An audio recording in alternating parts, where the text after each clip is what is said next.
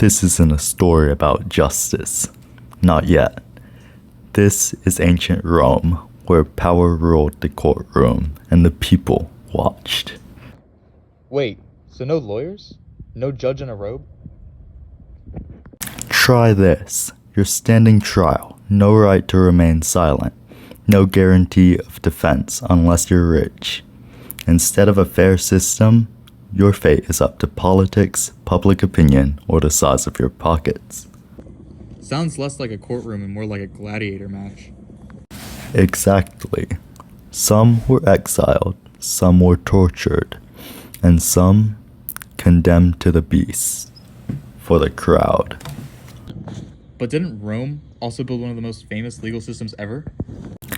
They did. Beneath the spectacle, something structured began to grow.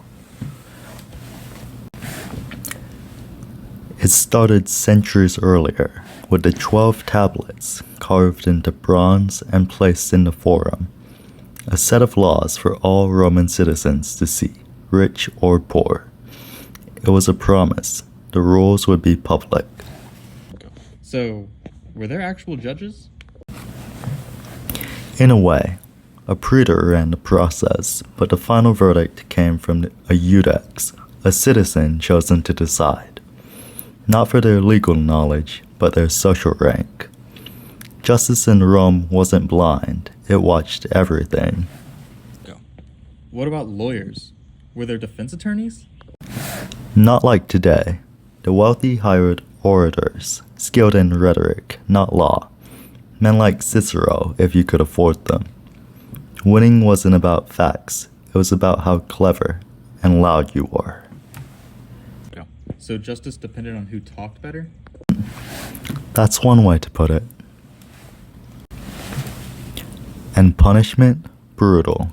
Patricians, the elite, might lose property or be sent away, but plebeians, slaves, foreigners, flogged, beheaded, crucified, or fed to beasts.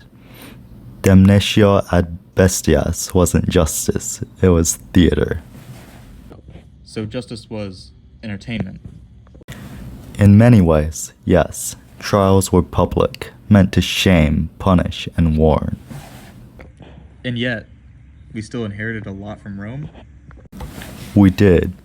They gave us trial structures, legal advocates, even the split between accuser and judge.